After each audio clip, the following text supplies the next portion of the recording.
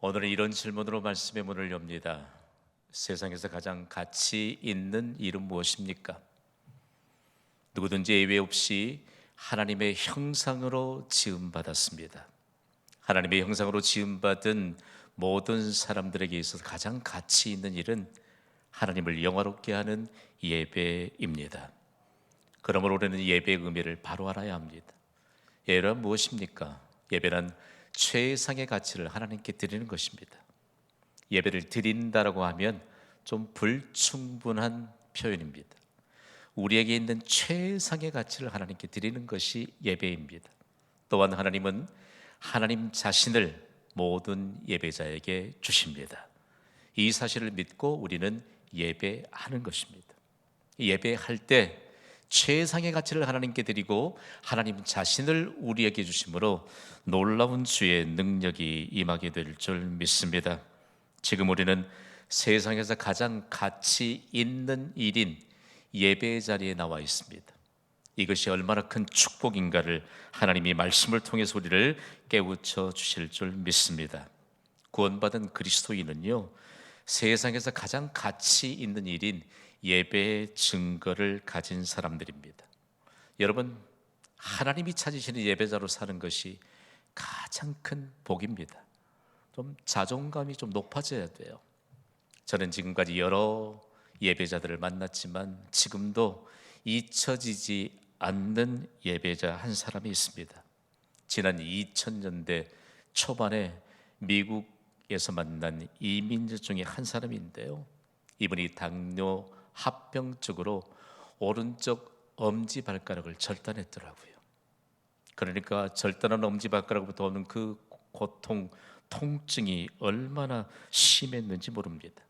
처음 만난 저에게도 통증 때문에 밤중에도 잠을 자지 못한대요.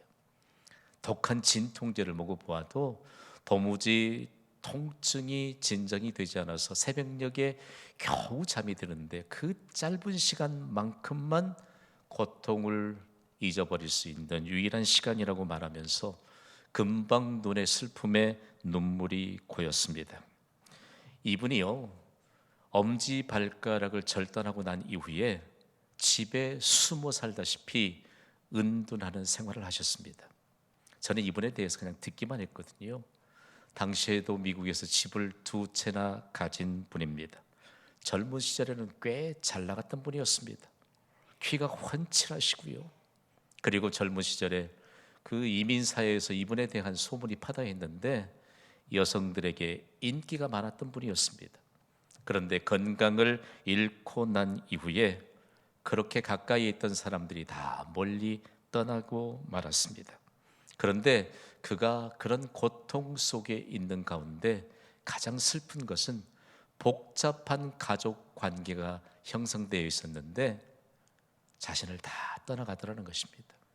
집 2채이지만 한 채는 다른 사람에게 세뇌지고 한 채를 차지하고 사는데요, 너무너무 외로움 그리고 고통 속에 갇혀 사는 분이었습니다. 그러면서 그가요, 얼마만큼 중요한 내용들을 담아주는지, 독한 진통제를 매일 먹으니까 입맛이 없잖아요. 집에는 식사 챙겨둘 사람도 없고, 그래서 한인들이 경영하는 식당을 두루두루 다니면서 식사를 해결하는데 입맛이 없으니까 아무리 맛있는 음식을 내놓아도 맛있다는 얘기하지 않습니다. 왜 이렇게 맛이 없느냐고 투정 부리고 불평하고 하니까 식당가에서 이분 정말 까다로운 분이다, 대책 없는 분이다 외면하기 시작했습니다. 그러면서 매일매일 그분의 마음속에 누가 좀 나를 반겨줄까, 그러나 반겨두지 않더니 이제는 교회를 가야 되겠다는 그런 생각을 하게 된 것입니다. 평일인데 교회를 찾아오셨더라고요. 그러면서 어떻게 교회를 찾아오셨느냐고 물었더니 반가이 자신을 맞아주는 교회가 그리웠다. 그리고 그동안 자신을 전도해왔던 분들 가운데 몇 분이 제가 담임하고 있는 교회에 출석한다는 대화를 꺼내셨습니다. 그러면서 자신의 단호한 마음의 결단에 대해서 말씀해 주셨는데 돌아오는 주일부터는 교회에 출석하시겠다라고 하는 결단의 마음을 전해 주셨습니다. 전혀 예상치 못했던 그분이 주일에 예배에 참석하면서 이민사회가 순식간에 술렁이기 시작했습니다. 그동안 숨어서만 지내던 분이 교회에 예배를 출석한다는 소식을 들은 사람들마다 모두 다 환영의 박수를 보냈습니다. 그동안 자신의 처지를 비관하며 숨어 지내셨던 분이 세상에서 가장 가치 있는 일인 예배를 통해서 가장 밝은 그리스도의 빛을 보게 되었습니다. 세상에서 가장 가치 있는 예배가 세상에서 가장 가치 있는 인생을 찾게 해 주었습니다. 이분이요, 처음에 저를 만나러 오셨는데 너무 초췌해요. 머리에는 새집이 그냥 지어져 있고요, 겨우 몸을 추스리면서 겨우 교회에 와서 목사와 함께 대화한 겁니다.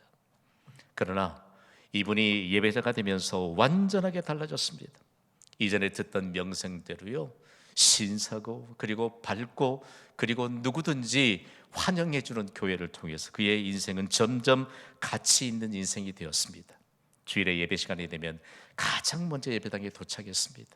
그리고 교회 가는 날이 그렇게 손꼽아지면서 교회 가는 시간이 그렇게 즐거워지면서 이분이 했던 고백이 있습니다. 교회를 가기를 기다리고 교회 가기를 즐거워하던 그 가정 가운데 그토록 고통스러웠던 발가락 통증이 더 이상 문제가 되지 않더라는 것입니다. 고통보다 크신 예수님의 은혜가 예배를 통해서 임하였기 때문입니다.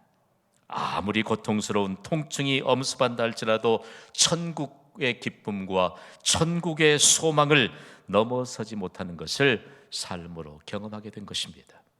오늘 3부 예배를 섬기는 예배자 여러분, 우리에게 어떤 고통이 있다 할지라도, 어떤 어려움이 있다 할지라도 우리가 가진 예배, 우리가 가진 천국 소망, 우리가 가진 천국 기쁨을 뛰어넘을 수 없다는 사실을 믿고 예배하시기를 주님의 이름으로 부탁을 드립니다.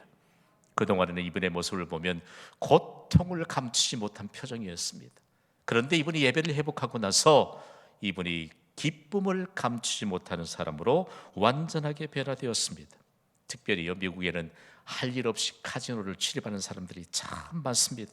그분들에게 자신의 삶으로, 변화된 자신의 모습으로 하나님 나라를 전하면서 얼마나 기쁨이 충만했는지 모릅니다. 미국 사회에서는 가난한 나라에 부모 없는 소년 소녀들을 월드비전을 통해서 많이 후원합니다. 이분이 가장 먼저 가난한 나라에서 소년 가장들, 소녀 가장들을 입양하면서 많은 부분 헌신했습니다. 무엇이 이처럼 한 사람을 송두리째 바꾸어 놓았을까요? 세상에서 가장 가치 있는 예배는 가치를 잃어버린 인생의 가치를 회복시켜주는 유일한 방편이기 때문입니다. 우리는 세상에서 가장 가치 있는 예배가 있습니다. 우리는 가장 가치 있는 인생을 펼치는 예배자로 살아가고 있습니다.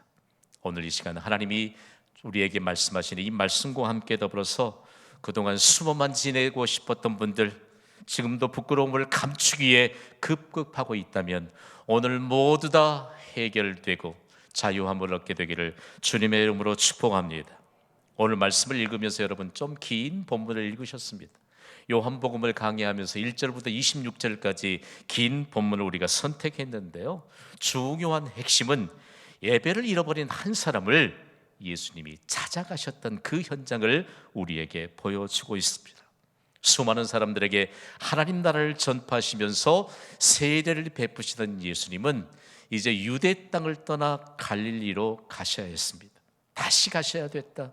사역의 본고장인 갈릴리 향해 가시면서 사마리아를 통과하겠다고 하는 예수님의 의지를 보게 됩니다. 오늘 말씀에는 우리가 좀 해석이 좀 필요한 부분이에요. 아래쪽에 표시된 유대로부터 갈릴리로 가기 위해선 반드시 직선 코스로 거쳐야 되는 그곳이 바로 사마리아입니다. 그런데 이 사마리아 사람들과 유대인들은 상종을 하지 않았습니다. 유대인들은 대놓고 사마리아 사람들을 멸시했습니다. 왜냐하면 사마리아 사람들은 원래 북왕국 이스라엘의 수도인 사마리아는 하나님을 향해 예배하던 장소가 아닙니까? 그런데 그들이 하나님을 떠나서 우상을 숭배하면서 예수님 오시기 전인 BC 722년에 아스루 제국에 완전히 멸망하게 됩니다. 이때 북왕국 이스라엘에 살던 사람들이, 유력한 사람들이 모두 다 아수르 제국의 포로로 끌려가게 되고요. 북왕국 이스라엘 땅에 남아있던 사람들은 치욕스런 아픔의 역사를 겪게 됩니다. 다름이 아닌 아수르 제국에서 강제로 이주시켰던 이방인들과 강제적으로 결혼하게 만들었습니다. 사마리아 지역에서 호녀라들이 얼마나 많이 출생했는지 모릅니다. 그런데 그뿐만이 아닙니다. 이방인들이 들어오면서 이방인들이 섬기는 숭배하던 신들이 들어오게 되면서 완전히 사마리아 땅은 종교적인 혼란탄을 가져오게 되는 이런 상황이 되었습니다. 여러분, 다른 것 아니고요, 종교적인 혼란이 가져오면 그 땅이 어떻게 되는지 아세요? 도를 넘는 음조와 도를 넘는 음란 문화가 형성이 됩니다. 하나님을 떠난 사람들이 가장 대표적으로 이방의 신을 섬기고 우상을 섬기는데 그 결과물이 바로 음주요, 그 결과물이 음란이라는 사실입니다. 여러분, 세상에서 사람들이 재난을 겪으면 참 안타깝습니다. 재난의 현장들을 많이 보여주잖아요. 그러나 가장 극심한 재난의 현장은 하나님을 향한 예배를 잃어버린 현장입니다. 재난당하고 있는 사람은, 하나님을 향한 예배를 잃어버린 사람은 가장 극심한 재난 가운데 살아가고 있는 것입니다. 이런 이유로 인해서 유대인들은 사마리아인들을 멸시하고 상종도 하지 않았습니다. 만일 가까운 길이기 때문에 사마리아를 통과하려고 하면 사람들은 끌어당기면서 왜 혼탁한 그 사마리아, 그리고 멸시당하는 사람들만 있는 사마리아, 당시의 역사들을 좀 연구해 보면요, 당신 어디 사는 사람입니까? 라고 말하면 사마리아 사람이라고 말하지 않았던 그런 시대입니다. 아마 성급한 우리 같았으면 벌써 다른 곳으로 이주해 갔을 그런 땅, 참으로 비참한 이런 정황 가운데서 가장 세상에서 골치 아픈 사람들이 살고 있었던 그 사마리아를 예수님은 굳이 통과하시겠다고 말씀합니다. 오늘 보면 요한복음 4장 5절은 예수님의 방문으로 역사적인 증거를 남겼던 현장을 이렇게 소개하고 있습니다. 함께 읽습니다. 시작. 사마리아에 있는 수가라는 동네에 이르시니 야곱이 그 아들 요셉에게 준 땅이 가깝고. 아멘. 여러 정황들을 우리가 간과한다 할지라도 수가라고 하는 마을입니다. 사마리아 지역은 골치 아픈 동네입니다. 골치 아픈 동네 중에 가장 골치 아픈 동네가 수가라고 하는 동네 이름을 가진 곳입니다. 우리에게는 수가성으로 이해되고 있잖아요. 근데 수가라고 하는 말이 어떤 의미일까요? 허위 혹은 술 주정뱅이라는 뜻입니다. 이방 종교의 핵심인 술과 음란의 결과물이라는 뜻입니다. 이 이름을 누가 지었을까요? 사마리아 사람들을 멸시하고 상종도 하지 않는 유대인들이 멸시하고 조롱하면서 수가라고 하는 이 지명의 이름을 붙여주었습니다. 저도 고향에 가면요, 고향의 마을의 이름이 지어진 건 오랜 역사와 전통이 있더라고요. 그런데 자신들이 이름을 짓는 게 아니고 그들을 멸시하고 상종하지 않았던 유대인들이 수가라고 부르면서 그 이름 자체가 그렇게 수치스럽고 그렇게 골치 아픈 사람들이요 지역이었다는 것을 그래도 가르쳐 줍니다. 1세기의 제정 로마 시대에요, 가장 유력하고 탁월했던 정치가요 역사가가 유대인 중에 탄생했는데 그 사람의 이름이 바로 요세푸스입니다. 지금도 역사를 연구하면서 요세푸스에 관한 그 권위는요 대단합니다. 그는 사마리아를 과연 어떻게 해석했을까? 사마리아 사람들은요 비난받는 사람들이라고 했습니다. 환경에 따라서 자기들의 태도를 바꾸는 사람들이라고 해석했고요, 믿을 수 없는 비열한 속성을 가진 사람들이라고 해석했습니다. 그러면서 로마 제국 시민들을 그야말로 우회적으로 흔들어 놓는 것이죠. 자기가 경험해 보니까 지난밤에 술자리에서 했던 생각과 마음들이 술 깨고 난 오늘 상황들이 완전히 다르다는 것입니다. 실제적으로 로마 제국을 흔들어 놓았던 유력한 인물들 가운데 유대인 출신인 요세푸스가 역사적인 정황들을 두루두루 명확하게 해석하면서 전곡을 찌르는 듯한 역사의 획을 그었다는 사실들을 우리는 잊어서는 안 될 것입니다. 사마리아 사람들 생각하니까 골치가 좀 아프십니까? 골치가 아프세요? 골치 아픈 사람들. 이 사람들이 어떤 대표적인 사람들이 되었느냐? 하나님을 향한 예배를 잃어버린 사람들 중에 가치를 잃어버린 채 살아가고 있는 인생들을 대표하는 사람들 하면 사마리아 사람들, 그 가운데서도 수가라고 하는 동네에 사는 사람들이라고 그런 정평을 가졌던 데입니다. 그런데 왜 예수님은 다 사람들이 말리는 그 사마리아 땅을 통과해야만 했을까요? 예수님은 모든 사람을 구원하기 위해 세상에 오신 구원자이시기 때문입니다. 예수님은 유대인으로부터 멸시를 당하고 더욱더 이방의 나라들까지도 멸시하는 사마리아 사람들도 구원받고 예배를 회복하여 가장 가치 있는 인생을 살아야 할 사람들이기 때문에 굳이 사마리아를 통과하셨던 것입니다. 예수님이 사마리아 땅에 도착하면서 가장 골치 아픈 동네인 수가라고 하는 동네에서 우물가에 쉬고 계셨을 때요, 예배를 잃어버린 한 여인이 나타납니다. 수상쩍잖아요. 성경에는 6시라고 기록이 되어 있는데 유대인의 시간으로는 낮 12시입니다. 그러므로 유대인의 6시가 오늘 우리가 공통적으로 사용하고 있는 낮 12시인데 그 지방은 가보시면 경험하겠지만 아무도 활동하지 않는 시간입니다. 모두 다 휴식을 취하고 있을 그런 시간에 홀로 사람들의 눈을 피해서 홀로 우물가에 물을 길러 나온 이 여인, 정말 수상쩍습니다. 그런데 이 여인이 우물가에 와보니까 아무도 없어야 되는데 유대인 남자가 있습니다. 자신을 멸시하고 상종도 하지 않는 유대인 남자가 있어 너무 놀랐습니다. 그런데 유대인 남자가 사마리아 이 여인에게 말을 건넵니다. 좀 설명이 필요하겠지요? 유대인 남자들은요, 콧대가 매우 높았습니다. 아집이 셌어요. 자기의 아내와 함께 길을 가다가도 다른 사람이 딱 마주치면요, 자기 아내가 여인이기 때문에 자기 아내하고는 말도 붙이지 않습니다. 이런 시대의 유대인 남자인 예수님이 사마리아 사람에게 말을 건넸다는 것은 파격적입니다. 예수님의 대화가 그렇지요. 영적인 말을 합니다. 하나님의 선물에 대해서 말씀하고, 그리고 목마름을 해소시킬 수 있는 생수에 대해서 말씀합니다. 예수님과 여인의 대화를 보면 사람이 어떤 존재인가 한번 따라합시다. 나는 영적 존재입니다. 믿으시면 아멘 하세요. 우리는 육신을 입고 태어났지만 하나님의 형상과 모양대로 지었기 때문에 영적 존재로 태어났습니다. 우리가 하나님을 믿는 하나님의 사람으로 산다면 너무 큰 축복이지요. 그러나 하나님을 믿지 않는 사람들은 모두 다 다른 신들을 숭배하며 사는 것이 영적 존재로 지음받았다는 증거입니다. 아무리 얘기를 해도 이 여인이 영적 차원의 말을 이해하지 못합니다. 하나님의 선물이신 예수님, 영적인 목마름을 해소해 주실 생수이신 예수님에 대해서 이해하지 못합니다. 여러분이 예수님을 알지 못하는 사람에게 가서 예배 얘기하고 교회 얘기하고, 여러분 우리 경신교회에는 얼마나 사랑스러운 동역자들이 많아요. 그 얘기하고 은혜 얘기해도 전혀 알아듣지 못하는 사람들은 우리 주변에서 쉽게 찾아볼 수 있습니다. 답답할 노릇이지요. 그런데 예수님이 영적 차원의 대화가 이끌어지지 않자 이 여인에게 이렇게 묻습니다. 쉽게 해서 단호하게 말씀하신 것이지요. 가서 내 남편을 불러오라고 말합니다.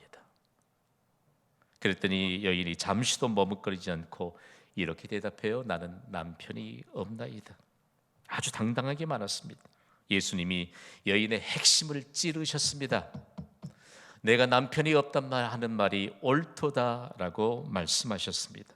그러면서요, 이미 너에게는 남편 5이 있었고, 그리고 현재 있는 남편도 내 남편이 아니다. 정상적인 남편이 아니라고 말합니다. 여기에 5 남편이 대단히 중요한 핵심입니다. 유대인들이 정원 가운데 살펴보면 3번 결혼하는 것에 대해서는 매우 관대하게 상식적으로 인정했습니다. 이 사람이 벌써 몇 번 결혼했지요? 5번입니다.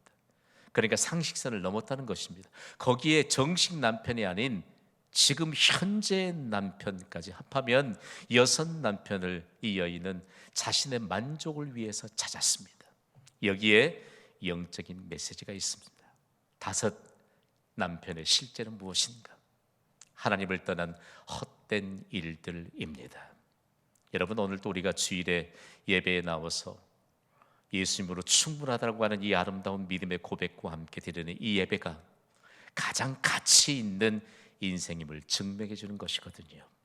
그럼에도 불구하고 이리 갈까 저리 갈까 차라리 돌아갈까 방황하며 헤매이는 수많은 사람들의 모습이 이 여인을 통해서 총망라되는 것입니다.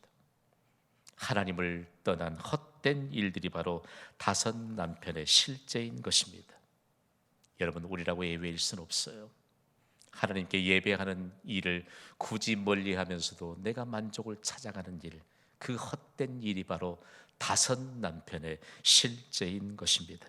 오늘을 사는 현대인들에게도 하나님을 떠나면서까지 자신의 만족을 위해 찾아가고 있는 그 헛된 일들이 바로 다섯 남편의 실제인 것입니다.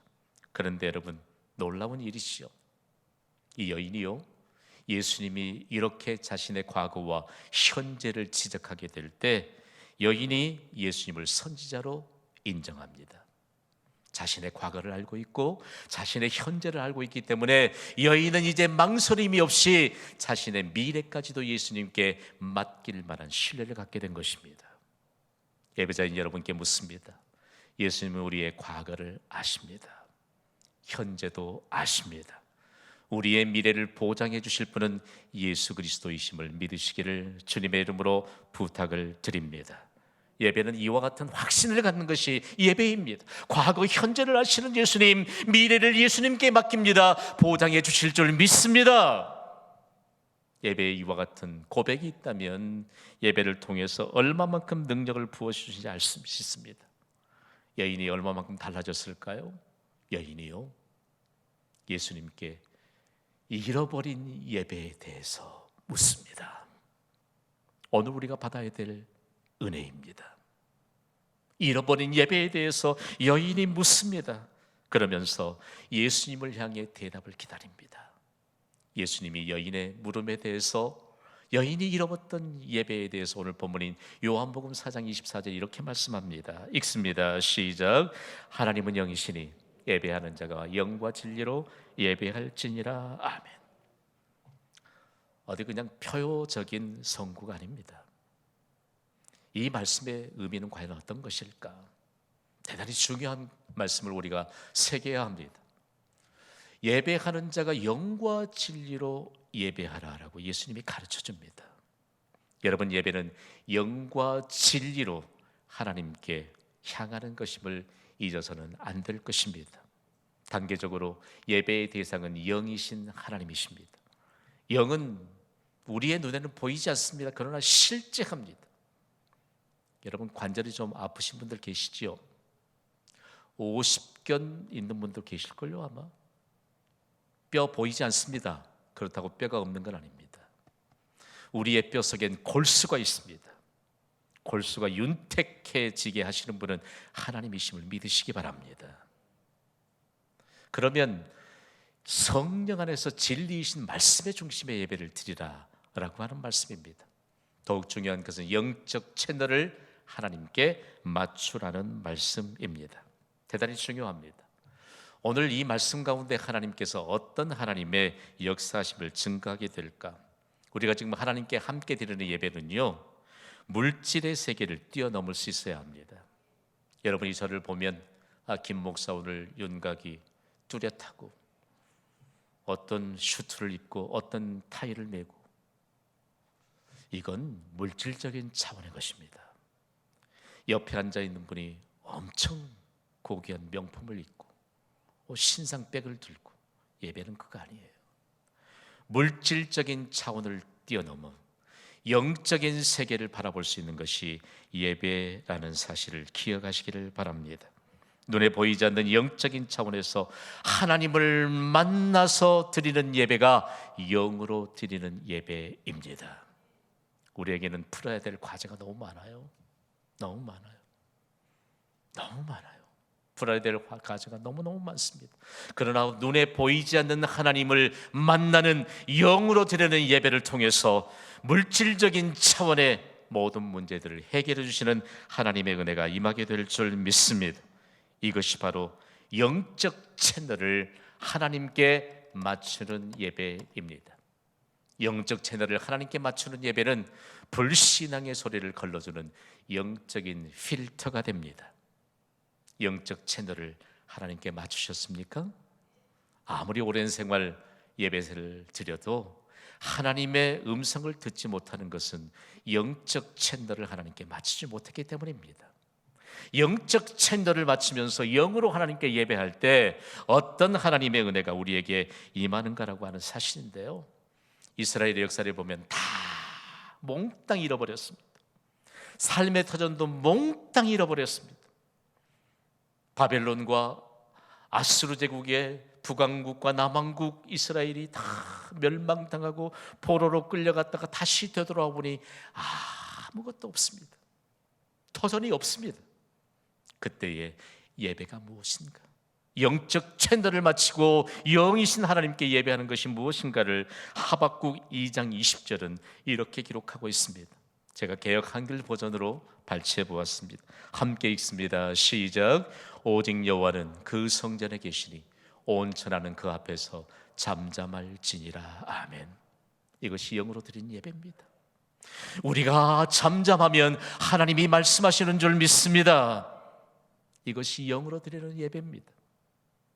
우리는 사람과의 관계를 통해서 지금 예배를 드리고 있는 것이 아닙니다. 영적 채널이 하나님께 맞춰졌다면 오늘 우리로 할 수 없는 불가능한 일들을 해결해 주시는 하나님의 놀라운 역사가 임하게 될 줄 믿습니다. 예배를 잃어버린 채 사람들의 눈을 피했던 그 여인, 그런데 하필 자신을 멸시하는 유대인 남자를 만날 것은 또 무엇입니까? 그러나 예수를 만나고 난 다음에 완전히 잃어버린 예배를 찾습니다. 사람들이 외면하고 자기 돈 내고 밥 먹으러 가지만 반겨주지 않았던, 제가 이분의 이름을 밝히지 않는 것은 우리 교회 예배에 관한 영상을 그곳에서 봅니다. 반겨주지 않잖아요. 그러면서 초췌해가지고 점점 숨어 지냈던 분이 예배를 회복하면서 가장 가치 있는 인생으로 바뀌면서 우리에게 전해주는 귀중한 메시지가 있습니다. 우리 함께 선포하겠습니다. 시작. 가장 가치 있는 일, 가장 가치 있는 인생. 저는 스위스 개혁교회의 목사요, 그리고 신학자인 깔바르트라고 하는 사람을 매우 존경합니다. 이분이 주님 다시 오실 때까지 가장 가치 있는 일인 예배, 그리고 가장 가치 있는 인생을 살게 하는 예배자에 관한 가장 탁월한 정의를 남겼기 때문입니다. 그의 첫 번째 정의는요, 함께 읽습니다. 시작. 예배는 가장 긴급한 것이다. 산부 예배자들 가운데 맹장 수술을 해보신 분들 계시죠? 사람들이 가장 급한 일은 맹장 수술하는 것이라고 말합니다. 그러나 예배는 맹장 수술보다 더 급한 것입니다. 두 번째는요, 시작. 예배는 가장 중요한 것이다.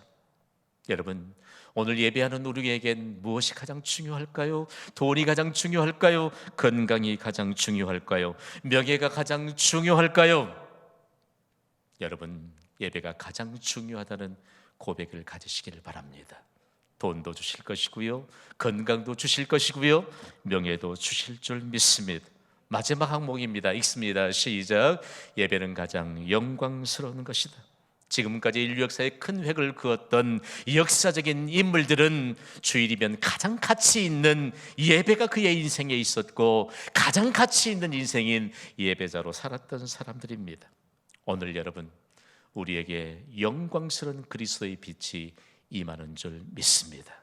우리의 입술의 언어로 여러분에게 드리는 두 가지 질문에 답해 봅시다. 세상에서 가장 가치 있는 일은 무엇입니까? 세상에서 가장 가치 있는 인생을 사는 자는 누구입니까? 예배자입니다. 그러므로 예배는 내 인생의 해답이요, 예배는 우리 교회의 해답이요, 우리 가정의 해답이요, 예배는 이 나라와 민족의 해답이요, 예배는 온 세상의 해답입니다. 이제 말씀 받았으니